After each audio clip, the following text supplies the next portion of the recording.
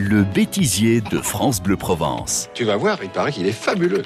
Ingrédient indispensable d'un bon bêtisier radio, les bafouilles, les erreurs de prononciation, les langues de nos animateurs et journalistes ont encore bien fourché cette année. Honneur aux journalistes pour commencer, Florent Lesseau.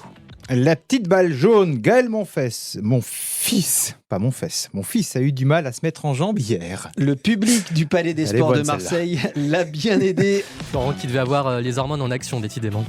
Le rappeur marseillais Soprano. Autre bafouille, dans le journal de 18h d'Émilie Briffaut. L'équidé a finalement pu être ressorti sain et sauf. Il a seulement quelques petites égratignures. Égratignures, c'est mieux. À quelques difficile. jours.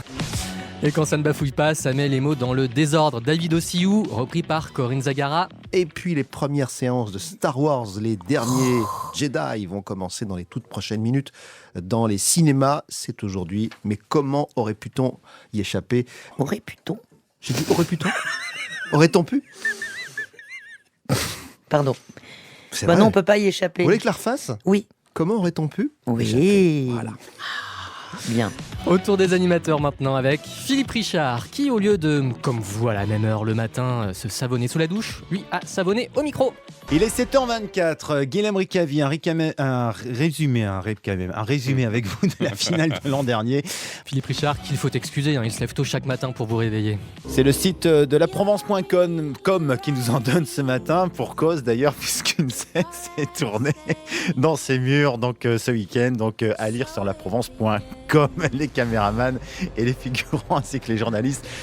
.com, c'est mieux. Nathalie Coursac aussi nous en a fait une belle. D'autres idées sorties tout au long du week-end avec Cap au Sud, samedi, dimanche. Laissez-vous 11h. gouder aussi à 8h45. Laissez-vous avec... gouder, oui. Guider. Oui, bien sûr. Pardon. Un gouda peut-être. Laissez-vous goûter. D'accord, ça peut le faire aussi, mais là c'est à 16h. Ça bafouille aussi le week-end dans la matinale, Eric Thomas.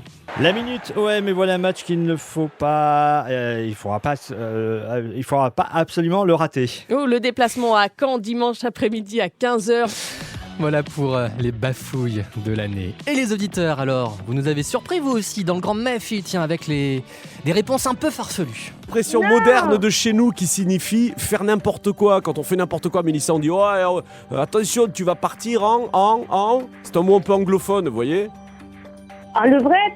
En levrette, pourquoi pas, c'est une belle idée, mais c'est pas ça, je m'y attendais pas. Comptez les ailes de libellule. Comptez les ailes de... Il faut garder son sérieux jusqu'au bout. Les ailes dans le mot libellule, il y en a combien ? Et parfois faut le dire, vous êtes un peu à l'ouest quand même.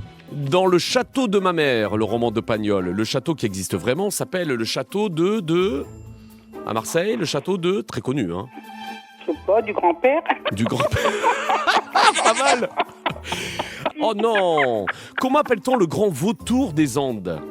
Le grand vautour, il s'appelle comment ? Le grand vautour. Le grand vautour, méfie. Oh non. Le condor que nous cherchions. Ah oui.